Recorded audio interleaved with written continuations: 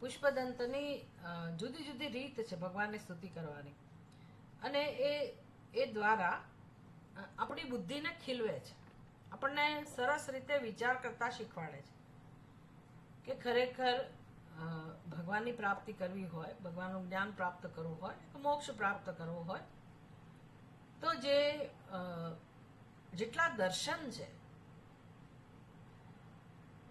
તત્વચિંતકોએ પોતપોતાની રીતે જેટલું વિચાર્યું છે અને પોતાના સંપ્રદાય સ્થાપેલા છે, તો એ બધામાં ક્યાં ક્યાં ભૂલ રહેલી છે, કેટલો દોષ રહેલા છે એમના દર્શનમાં, એ દ્વારા એને ભગવાનની સ્થિતિ કરી કે જડદિય આ લોકો ભગવાન આપના સ્વરૂપને જાણી નથી શકતા અને પોતાની તર્ક શક્તિના આધારે તમારું વર્ણન કરે છે. એટલે આપણે એમાં હોઈએ, આપણી બુદ્ધિ પણ એમાંની એક હોઈ શકે, તો આપણને ખ્યાલ આવે કે આપણે પણ ભગવાન વિશે આવું જ વિચારીએ છીએ. તો ભગવાનને ખરેખર ભગવાનનું સ્વરૂપ કેવું છે, સત્ય શું છે, તો એ દ્વારા આપણે ભગવાનને જાણવાનો પ્રયાસ કરીએ અથવા તો ઈચ્છા જન્મે આપણામાં. આમ અનેક પ્રકારે ભગવાનની સ્તુતિ કરી રહ્યા છે. હવે ભગવાનનું જે સ્વરૂપ જે લોકોને બહુ જ ગમે છે, તાંડવ નૃત્ય કરતું સ્વરૂપ, એનું વર્ણન પુષ્પદંત કરે છે. એ દ્વારા ભગવાનની સ્તુતિ થાય છે. આગળ આપણને ભગવાનના વિશેષણોમાં અસિદ્ધાર્થા નૈવ જે હતું ને, એમાં પણ એક ભગવાનનું વિશેષણ આવેલું હતું.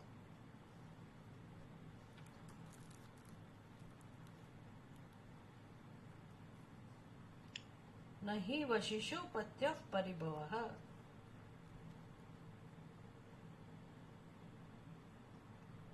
વશી ભગવાનનું વિશેષણ હતું. વશી એટલે જે યોગમાં સ્થિત છે, પોતાના વ્યક્તિત્વ પર જેને વિજય પ્રાપ્ત કરેલો છે તેવા. આગળ એક બીજું વિશેષણ એવું આવ્યું, ભુવન ભય ભંગ વ્યસનીના. એટલે ભગવાન શિવજી જરા વિલક્ષણ દેવતા છે.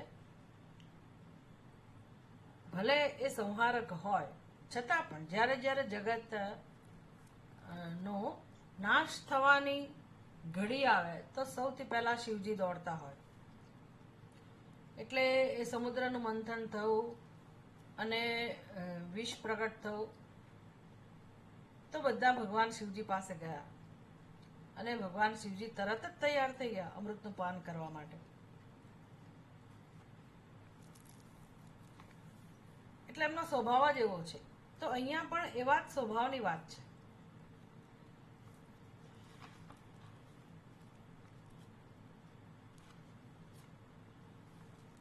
મહીપાદાઘાતા વ્રજતિ સહસા સંશય પદમ. મહી એટલે પૃથ્વી, પાદ આઘાતાત એટલે ભગવાનના ચરણ પડે, એનો આઘાત થાય એને કારણે વ્રજતિ સહસા સંશય પદમ, હાલી ઉઠે, પૃથ્વી હાલી ઉઠે. ભગવાનના ચરણના આઘાતથી પૃથ્વી અચાનક ધ્રુજી ઉઠે અને એને સંશય જન્મે કે મારું અસ્તિત્વ રહેશે કે કેમ. પછી પદમ વિષ્ણો બ્રાહ્મ્ય ભુજ પરિઘરુ ગણ ગ્રહ ગણમ. અંતરિક્ષ, પૃથ્વી તો ધ્રુજી જાય, પછી અંતરિક્ષ. હું ખાલી પહેલી પંક્તિ બીજી પંક્તિનું ભાષાંતર કરું છું, પછી આખા શ્લોકનું ભાષાંતર કરીશ. પદમ વિષ્ણો, વિષ્ણુનું પદમ એટલે અંતરિક્ષ.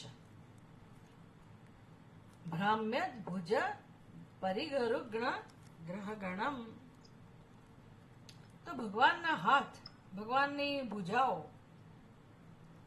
એ જે રીતે ગોળ ગોળ પરિઘાકારે ગોળ ગોળ ફરતી હોય છે, એમના ભગવાનના હાથ, ભગવાનની ભુજાઓ નૃત્ય કરતા કરતા જે રીતે ચારે બાજુ ગોળાકાર ફરતી હોય છે, એને કારણે આ વિષ્ણુનું જે સ્થાન છે ને, એટલે કે અંતરિક્ષ, અંતરિક્ષમાં શું હોય તો કે ગ્રહો હોય, નક્ષત્ર હોય, તો આ બધું એની તોડફોડ થવા લાગી,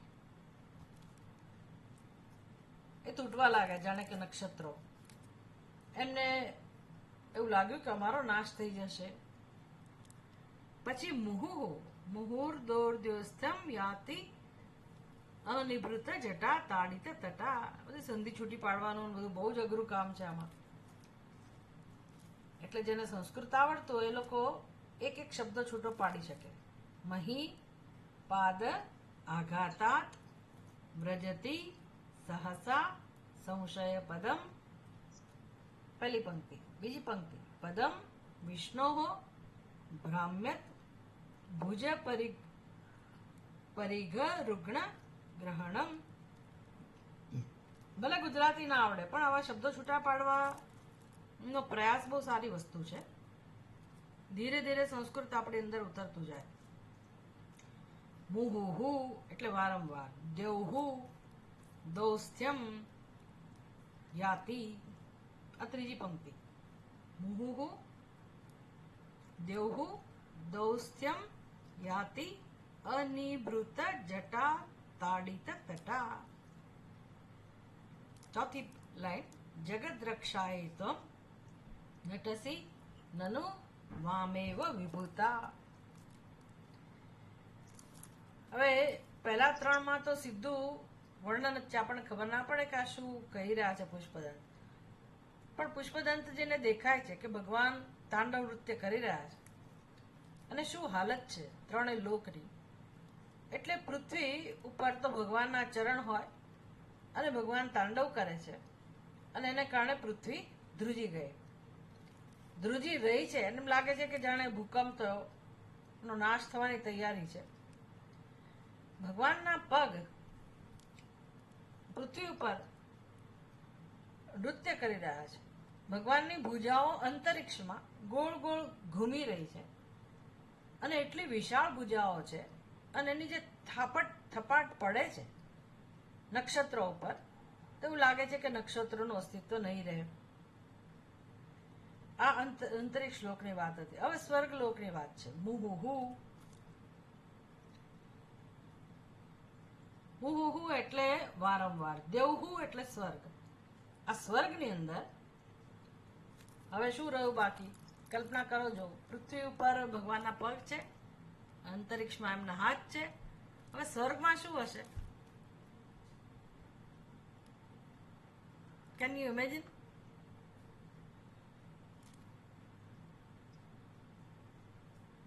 તમે એમના શરીરની કલ્પના કરો તો પૃથ્વી ઉપર પગ હોય, મધ્યમાં એમની ભુજાઓ હોય, તો સ્વર્ગ ઉપર છે તો ઉપર શું હોય? મસ્તક હોય. તો ભગવાનનું મસ્તક એટલે શું? શિવજી કેવા છે? જટાધારી. એટલે ભગવાનની જટા છૂટી ગયેલી હોય નૃત્ય કરતા કરતા અને એમની જટાઓ આ સ્વર્ગમાં અથડાઈ રહી છે. એટલે મુહુ દ્યોસ્તમ યાતિ અનિવૃત્ત જટા તાડિત તટા. આ જટા વિખરાયેલી જટા, અનિવૃત્ત જટા એટલે કે વિખરાયેલી જટા, એની થાપટ, એની ચોટ એટલે જે સ્વર્ગની કિનારી છે ને એ બધી બિચારી એના ઉપર આઘાત લાગે છે. ભગવાનની જટાથી પટકાય છે બધી જટા એના ઉપર. આવી સ્થિતિ થઈ ગઈ છે. ભગવાન તાંડવ કરે ત્યારે ત્રણેય લોકનું અસ્તિત્વ આવું જોખમમાં આવી જાય. આપણે તો કલ્પના જ કરવાની રહી. શું કામ કરતા હશે ભગવાન આવું? ભગવાનને કેમ આવી જરૂર પડી? ચોથી પંક્તિમાં કહે છે જગત રક્ષાએ, જગતની રક્ષા માટે. તમ નટસી. હવે આમાં રક્ષા ક્યાં છે? ત્રણેય લોકોને તો બિચારાને સહન કરવું પડે છે, પણ પાછળ પ્રયોજન છે. ભગવાન કેમ આવું કરે છે? તો જગત રક્ષાએ ત્વમ નટસી. નટસી એટલે આપ નૃત્ય કરો છો. એ ભગવાન તમે જગતની રક્ષા માટે આવું તાંડવ નૃત્ય કરો છો. ખરેખર આશ્ચર્ય છે. નનુ એટલે ખરેખર. વામાં એવો વિભૂતા એટલે પરમેશ્વરની મહત્તા. વિભૂતા એટલે મહત્તા. વામાં એટલે વાંકી, વક્ર છે. આવું કઈ મહત્વ હોય ભગવાનનું? આવો મહિમા હોય? તો કે બસ આવો જ મહિમા છે શિવજીનો. દોડીને વિષ પીવા જતા રહે અને એના કંઠ ઉપર કલમાશ લાગી જાય. બસ આવું બધું ગમે એમને. હવે તાંડવ કરે, ધ્રુજી જાય બધા, પણ એની પાછળનું પ્રયોજન આપણને ખબર નથી. શું કામ તાંડવ કરે છે? તો કે જગતની રક્ષા માટે. આમ તો જોવા જાવ ને તો અત્યારે ભગવાનનું તાંડવ જ ચાલે છે. જેને ભગવાનના આ શિવ સ્વરૂપ તો બરાબર છે, પણ બાકી આખા બ્રહ્માંડમાં જે વ્યક્તિ ભગવાનનું દર્શન કરી શકે, ભગવાન શું કરે છે. આપણી એક કવિતા આવતી નાનપણમાં કે મને કહો ને પરમેશ્વર કેવા હશે, ક્યાં રહેતા હશે, શું કરતા હશે. એ તમારી પાસે જે નમૂચું પુસ્તક છે ને, નમૂચું વંદુ છે, એમાં છે કવિતા. તે કવિ બહુ સરસ જવાબ આપે છે. એ ક્યાં રહેતા હશે, શું કરતા હશે. ગગનની ઓઢણીમાં ચાંદા સૂરજને તારાના ગૂંથનાર કેવા હશે. આવું વર્ણન કરે છે કવિ. તારે ભગવાન વિશે જાણવું છે તો ઉપર જો, ગગનની ઓઢણીમાં. એમાં સાંજનો સમય, અત્યારે તો વાદળા હોય એટલે ના દેખાય, પણ રાત્રે સામાન્ય દિવસોમાં સૂર્ય આથમી ગયો હોય, ચંદ્રમાનો ઉદય થયો હોય અને ગ્રહો નક્ષત્રો એના જે સરસ મજાના રંગ હોય અને એમની શાઇનિંગ, એમનું તેજ લબુક જબુક થતું હોય, તો જાણે કે કોઈ ઓઢણી તૈયાર ના કરી હોય સરસ મજાની, જેમાં જરી કામ કર્યું હોય. પેલા શું લગાવે એ જમાનામાં, આભલા ને કંઈક ઝગમગ ઝગમગ થાય એવું લગાવતા હોય ને. તો ગગનની ઓઢણીમાં ચાંદા સૂરજને તારાના ગૂંથનાર કેવા હશે. આવો જવાબ છે કવિનો. એટલે ક્યાં હશે, શું કરતા હશે, તો કે આવું બધું કરે છે. જો ગગનરૂપી ઓઢણી જેણે બનાવી, આવું સરસ મજાનું અંદર ભરત કામ છે, એમ્બ્રોઇડરી છે.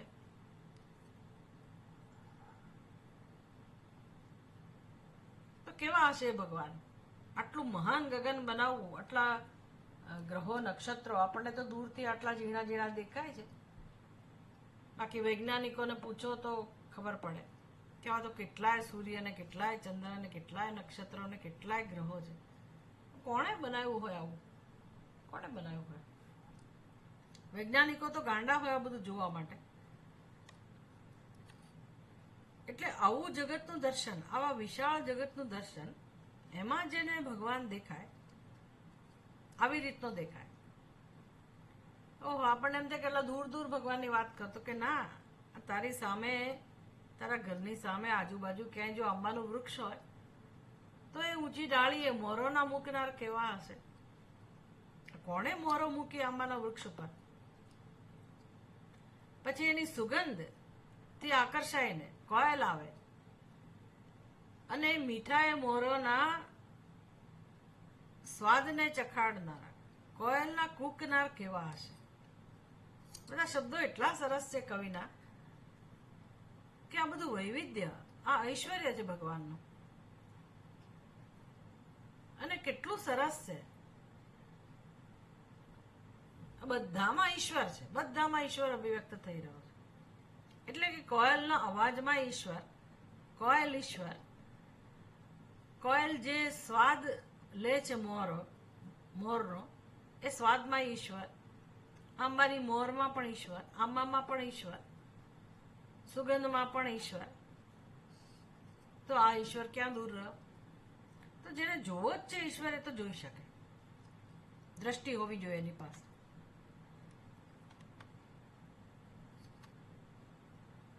હજુ નજીક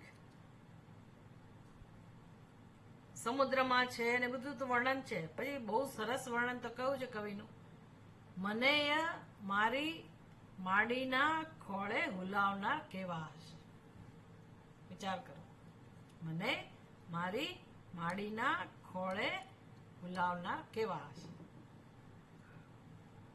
તો જેના માતા પિતા હોય છે, ભાગ્યશાળી લોકો, એ વિચાર કરે કે મને નાનપણમાં મારી માતાએ કેવી રીતે રમાડેલો છે કે રમાડેલી છે, કે તે પોતાના ખોળામાં પ્રેમથી જેણે રમાડ્યા છે, તો એ કોણ હોય? આપણને એમ કે મારી માએ રમાડ્યા છે, પણ કવિ કે છે એ માના રૂપમાં પણ એ જ પરમાત્મા છે. એટલે કઈ વસ્તુ, કઈ વ્યક્તિ, કયો પદાર્થ, કયું નામરૂપ એવું છે કે જેમાં ઈશ્વર નથી? ક્ષણે ક્ષણે આ બધું બની રહ્યું છે. ઉત્પત્તિ સ્થિતિ લય, ઉત્પત્તિ સ્થિતિ લય. આ ભગવાનનું નૃત્ય છે. ભગવાન સતત નૃત્ય કરી રહ્યા છે. એને ઐશ્વર્ય કહું. અને આ કંઈક માત્ર કલ્પના નથી, કવિની કવિતા નથી, આ સત્ય છે. આપણી દ્રષ્ટિ ખુલે ને એટલી જ વાર છે, પછી આપણે એ બધામાં ભગવાનના દર્શન કરી શકીએ. પછી આપણામાંય થાય. એ તો આપણે એવું માનીએ છીએ કે આપણે છીએ એટલે તકલીફ છે. આપણે છીએ એ આપણો માત્ર ખ્યાલ છે. હું છું એ માત્ર મારો ખ્યાલ છે. બાકી બધું ઈશ્વર છે. જેને આપણે હું કહીએ છીએ એ શરીર પણ ઈશ્વરની રચના છે, ઈશ્વરનું સર્જન છે. એ શરીરમાં જે કંઈ ઉપલબ્ધ છે, જેનું પણ બનેલું છે, ફિઝિકલ લેવલે, ઇમોશનલ લેવલે, આ બધા ઈશ્વરના ઓર્ડર છે, ઈશ્વરનું સ્વરૂપ છે. જેને આપણે કહીએ છીએ. આપણે કહીએ છીએ એટલે શું છે? તો ઈશ્વર જ. માત્ર એને ઓળખવાનો છે.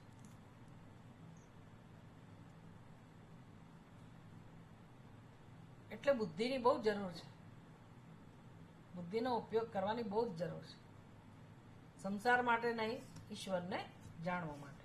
તો આ તાંડવ નૃત્ય અથવા તો ભગવાનની રચના, ભગવાનની અભિવ્યક્તિ, ભગવાનનું સર્જન, આ બધી વસ્તુનો આપણે આનંદ લઈ શકીએ.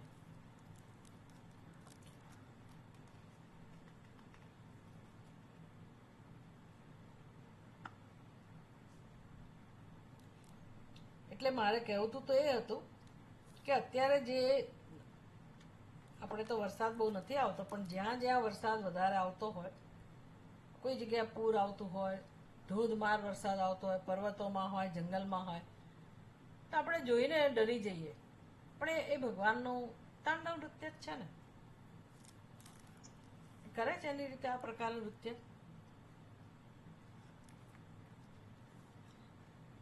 એટલે અતિવૃષ્ટિ આવે, આંધી આવે, વાવાઝોડું આવે,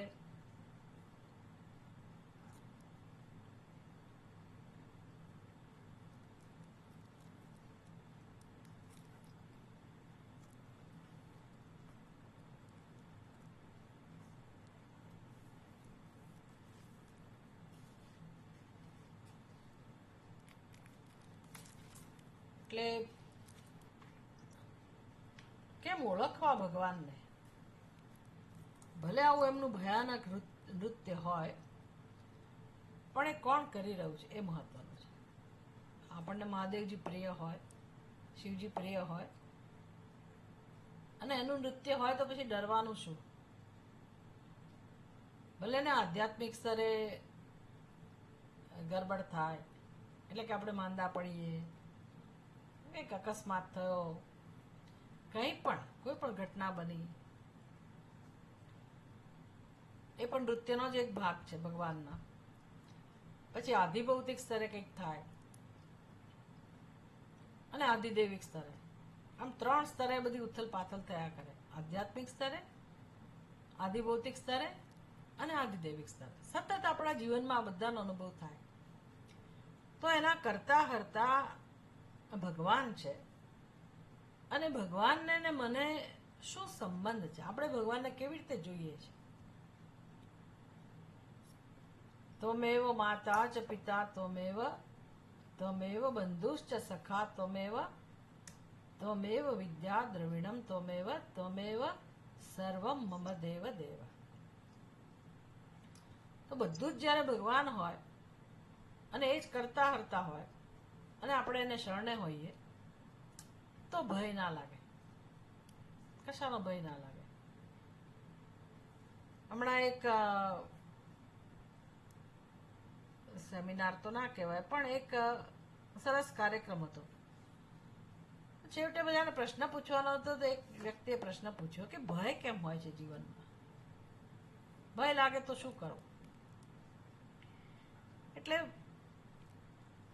વી have to learn how to welcome fear. ભયનું કેમ સ્વાગત કરવું, ત્યાંથી શરૂઆત થાય. એટલે હું મારી જાતને પૂછું કે ભાઈ તને શેનો ભય છે, કેટલા સ્તરે ભય હોઈ શકે, શું શું બની શકે. તો આપણા ગ્રંથો તો શીખવાડે છે 3 સ્તરે મુશ્કેલી હોય: આધ્યાત્મિક, આદિભૌતિક અને આદિદૈવિક. પણ બોલીએ છીએ ઓમ શાંતિ શાંતિ શાંતિ 3 વખત એટલા માટે બોલીએ છીએ કે 3 સ્તરે શાંતિ રહે, સ્થપાય. આધ્યાત્મિક સ્તરે અશાંતિ એટલે આપણી તબિયત બગડે, કે કંઈ ગડબડ થાય, કે મનની અંદર ચિંતાઓ હોય, સ્ટ્રેસ ફીલ કરતા હોઈએ, આ બધું આધ્યાત્મિક સ્તરે. કોઈ એનાથી મુક્ત ના હોય, કોઈ પણ. અમુક વસ્તુ આપણા હાથમાં જ નથી, એટલે એનો સામનો કરવો જ રહ્યો. પણ જીવનમાં આ બધું જ્યારે આવે સમસ્યાઓ, ત્યારે મારે કેવી રીતે રિસ્પોન્ડ કરવો, મારો એ બધાની સામે કેવો વ્યવહાર હોય. તો આપણે ડરી જઈએ, ભાંગી પડીએ, ફરિયાદ કરીએ ભગવાનને, બધું કરીએ આપણે. તો વિચારવાનું છે કે આ જગતમાં કોઈ વ્યક્તિ આનાથી બચી શકતી નથી. બધાને આ બધું અસર થાય જ, આ બધાની, વ્યષ્ટિ સ્તરે, સમષ્ટિ સ્તરે. તો આનું નામ જ જીવન. અને સામનો કરવાની રીત કઈ છે, કઈ રીત છે? જ્યાં આપણે ફેરફાર કરી શકીએ ત્યાં કરીએ, જ્યાં ફેરફાર આપણે નથી કરી શકતા તો ત્યાં સ્વીકાર કરવો હોય તો કઈ રીતે સ્વીકાર થાય. ભગવાન મને સજા કરે છે,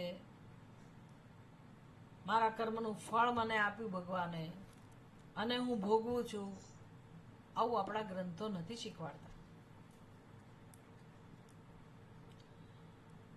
કર્મયોગ તો શીખવાડે છે કે પ્રસાદ બુદ્ધિ કેમ કેળવવી, અને આવા ભક્તિ ગ્રંથો શીખવાડે છે કે ભગવાન જ આ રૂપમાં નૃત્ય કરી રહ્યા છે.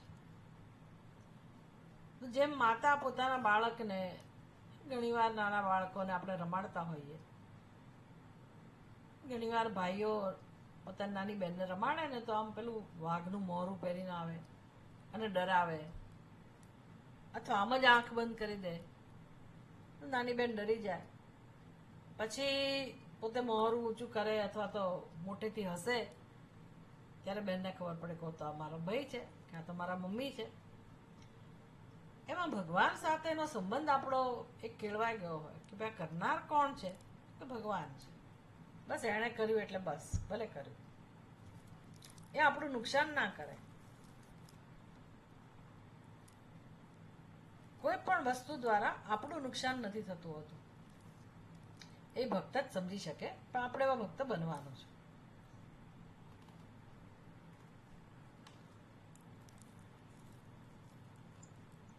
એની કથા છે કે ભગવાને શું કામ આવું કર્યું.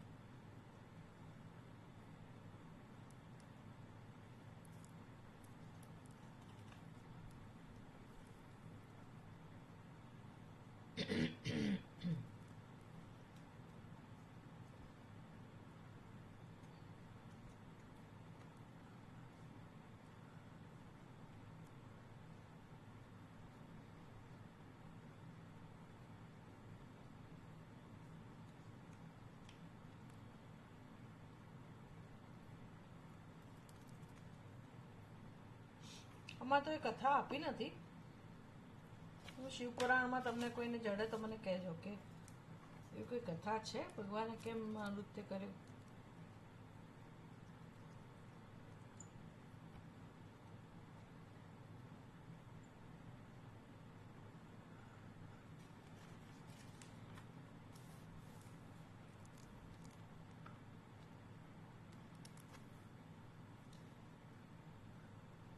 આમ તો આપણે જે રીતે સમજ્યા એ જ એનું અર્થઘટન કરી શકાય કે ભગવાને એક સમયે તાંડવ નૃત્ય કર્યું એવું નહીં, ભગવાનનું નૃત્ય ચાલુ જ હોય છે અને એની આ બસ રીત છે. એટલે માની લો કે આપણે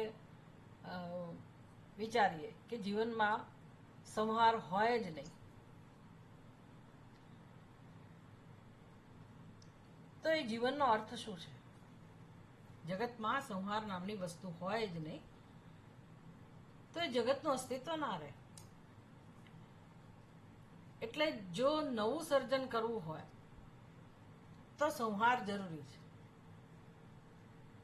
સ્વામી દયાનંદજી મહારાજ સમજાવે કે ભાઈ આપણને મરવું ગમે નહીં, પણ 50 વર્ષ થયા, 55 વર્ષ થયા, 60 વર્ષ થયા, ભગવાનને આપણે કહીએ કે મને લાંબુ આયુષ્ય આપજે, ભગવાન આપે ખરા, 70, 80, 90.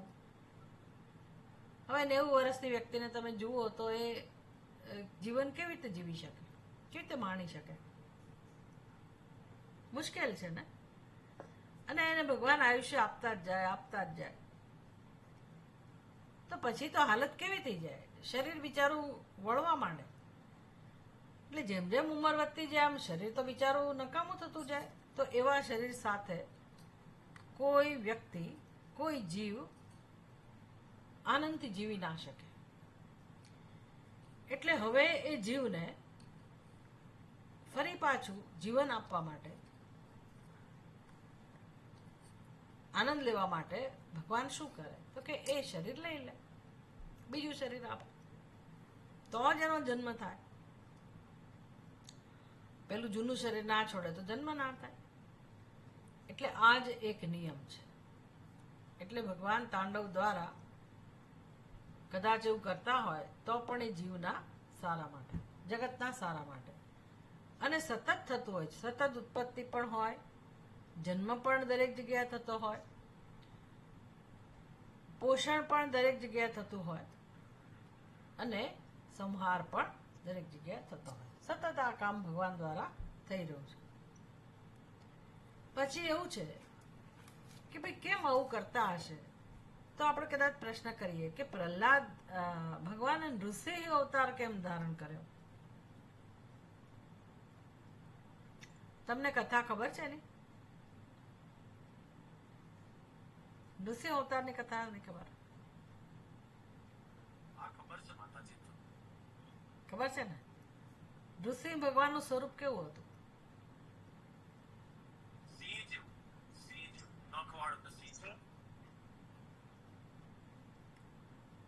કારણ કે હિરણ્યકશ્યપને એવું વરદાન મળ્યું હતું ને કે જે બ્રહ્માજીની રચનામાં જે પણ મનુષ્યો, જાનવરો જે પણ બધા છે એમાંથી કોઈ મારી ના શકે એને, કોઈ અસ્ત્રથી ના મારી શકે, સવારે કે સાંજે ના મારી શકે, એવું સવારે કે રાત્રે ના, દિવસે કે રાત્રે ના મારી શકે એને. એટલે પછી ભગવાને એવું રૂપ લેવો પડ્યો, અવતાર લેવો પડ્યો કે જેનાથી એનો સંહાર શક્ય થાય. હિરણ્ય વાત સાચી છે. હિરણ્યકશિપુને એને તપસ્યા કરીને વરદાન મેળવ્યું હતું બ્રહ્માજી પાસેથી કે મને કોઈ દિવસે કે રાત્રે મારી ના શકે, ઘરમાં કે ઘરની બહાર ના મારી શકે, અસ્ત્રથી પણ નહીં, શસ્ત્રથી પણ નહીં. ઘણી બધી શરતો મૂકેલી હતી. એટલે લગભગ એનું મૃત્યુ ના થાય. પણ એ જ્યારે એણે પરાકાષ્ઠા એટલે કે પોતાની મર્યાદા ઓળંગી દીધી અને પોતાના પુત્રને, જે ભગવાનનો પરમ ભક્ત છે, નાનકડો બાળક છે પ્રહલાદ, એને જ્યારે ત્રાસ આપવાનું શરૂ કર્યું તો એ નાના બાળકની રક્ષા માટે ભગવાને આવું વિકરાળ સ્વરૂપ ધારણ કર્યું. કેવું સ્વરૂપ? વરદાન એવું હતું કે મનુષ્ય પણ ના હોય ને પશુ પણ ના હોય. એટલે ભગવાને શું કર્યું? અડધો દેહ એનો મનુષ્યનો અને અડધો દેહ એટલે કે મુખ એનું સિંહનું. પછી ઘરમાં ઉમરા ઉપર જ, ઘરની બહાર પણ નહીં, ઘરની અંદર પણ નહીં, નીચે પણ નહીં ને ઉપર પણ નહીં, ધરતી ઉપર એ નહીં ને અંતરિક્ષમાં નહીં. તો ભગવાને શું કર્યું? પોતાના ખોળામાં. અસ્ત્રથી પણ ને શસ્ત્રથી પણ નહીં. એટલે ભગવાને પોતાના નખનો ઉપયોગ કર્યો, અને સંધ્યાનો સમય, દિવસે પણ નહીં, રાત્રે નહીં, સંધ્યાનો સમય. આમ ભગવાને બધું પોતાનું વરદાન પણ સચવાય અને છતાંય એટલું વિકરાળ સ્વરૂપ ધારણ કર્યું, ભલા લોકો ધ્રુજી જાય. એવું કહેવાય છે કે ભગવાને જ્યારે સંહાર કર્યો હિરણ્યકશિપુનો, એટલા ક્રોધિત હતા, એટલા ગુસ્સામાં હતા ભગવાન, કે લક્ષ્મીજીને કહેવામાં આવ્યું કે તમે જઈને ભગવાનને શાંત કરો. લક્ષ્મીજી કે હું ના જાઉં. એટલો ક્રોધ હતો એમનો, ક્રોધથી ધ્રુજતા હતા ભગવાન. અને ક્રોધનું કારણ એક જ હતું કે નાનો બાળક પ્રહલાદ, એના ઉપર આ હિરણ્યકશિપુએ જે ત્રાસ ગુજારેલો હતો, ભગવાનથી સહન ના થયો. ભગવાનનો ભક્ત જે પણ હોય, આ તો બાળક હતો એટલે તો પૂછવું જ છું, પણ જે ભગવાનનો ભક્ત છે એને કોઈ રંજાડે, એને કોઈ ત્રાસ આપે, ભગવાન સહન નથી કરી શકતા. એટલે જગત રક્ષાએ નટસી, હે ભગવાન તમે આવા ભક્ત લોકોની રક્ષા માટે આવું રૂપ ધારણ કરો છો. એટલે તાંડવ નૃત્ય કરતી વખતે પણ ભગવાનનું વિકરાળ રૂપ છે ખરેખર તો. આખી પૃથ્વી હાલી જાય એટલે કેટલી તાકાતથી ભગવાન નૃત્ય કરે છે. ભુજાઓ આટલી વિશાળ, એનાથી નક્ષત્રો એને વાગે, તૂટી ફૂટી જાય, એટલે કેટલી બધી શક્તિ પ્રગટ થતી હશે. અને અંતરિક્ષની જે ક્ષિતિજો છે એના ઉપર ભગવાનની જટા જ્યારે અફળાતી હોય, ઘસાતી હોય, ક્ષિતિઓ ઘસાઈ જતી હોય એનાથી, એટલે આવું શક્તિશાળી સ્વરૂપ એક આ માત્ર ઉપમા છે. અને ભગવાન આવી રીતે નૃત્ય આ રીતે જ કરી રહ્યા છે. આમ તો આખું વિશ્વ છે ને એ ભગવાનનું શરીર છે. સૂર્ય ચંદ્ર ભગવાનની આંખો છે, પૃથ્વી ભગવાનના ચરણ છે, અને આકાશ ભગવાનની ભુજાઓ છે. આમ આખું બ્રહ્માંડ એ ભગવાનનું સ્વરૂપ જ છે. એને પુરુષ સૂક્ત એનો માટેનું સૂક્ત છે, પુરુષ સૂક્ત, વિરાટ પુરુષ એવું કહે છે એને. એટલે અત્યારે આ ક્ષણે પણ ભગવાન નૃત્ય કરી જ રહ્યા છે. એટલે જગતની સ્થિતિ જળવાય રહે એટલા માટે ભગવાને નૃત્ય કરવું જરૂરી છે. પણ પુષ્પદંત કહે છે જગત રક્ષાએ નટસી, ભગવાન જગતની રક્ષા માટે. એટલે પ્રહલાદના વખતે તો પ્રહલાદ હતા જ, બીજા ભક્તો પણ હશે, અત્યારે પણ હોય. એટલે ભગવાન અવતાર લે કે ના લે, પણ વ્યક્તિગત સ્તરે પણ ભગવાન અવતાર લે. આપણે કોઈ મુશ્કેલીમાં હોઈએ તો દરેક ભક્તના અનુભવ હોય, જે ખરેખર ભગવાનના ભક્ત છે, ભગવાનની કૃપાની નોંધ લેતા હોય છે, ભગવાનના અનુગ્રહની નોંધ લેતા હોય છે, એવા ભક્તને ખબર હોય કે ભગવાને મને કયા સમયે કેવી રીતે મદદ કરી. આમ ભગવાન મદદ કરતા હોય છે હંમેશા પોતાના ભક્તની રક્ષા માટે. પછી એને જે સ્વરૂપ ધારણ કરવું પડે કરતા હોય છે, પણ એનું પ્રયોજન એક જ છે, રક્ષા કરવી, જગતની રક્ષા કરવી, ભક્તની રક્ષા કરવી અને અસુરોનો સંહાર કરવો. આવું ભગવાન શિવજીનું આ સ્વરૂપ છે આ પ્રકારનું. એટલે ખરેખર ભગવાન આ પણ વિભૂતિ જ કહેવાય એવું પુષ્પદંત કહે છે. એ ભગવાન આવી પણ આપની વિભૂતિ જ છે. આ પ્રકારે તાંડવ કરવું એ પણ આપની વિભૂતિ જ છે, અથવા તો આપણો મહિમા જ છે. આમ આ રીતે ભગવાનની સ્તુતિ કરવી.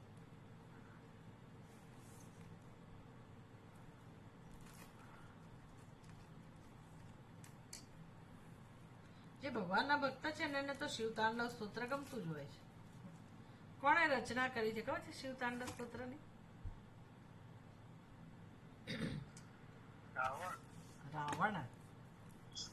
રાવણ કૃત. બહુ મહાન પંડિત હતો ને, વિદ્વાન હતો, ભક્ત પણ હતો, પણ થોડીક આસુરી બુદ્ધિ હતી.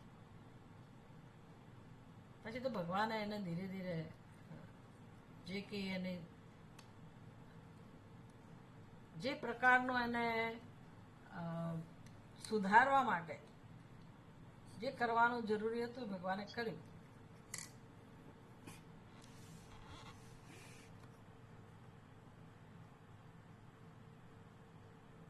What is this?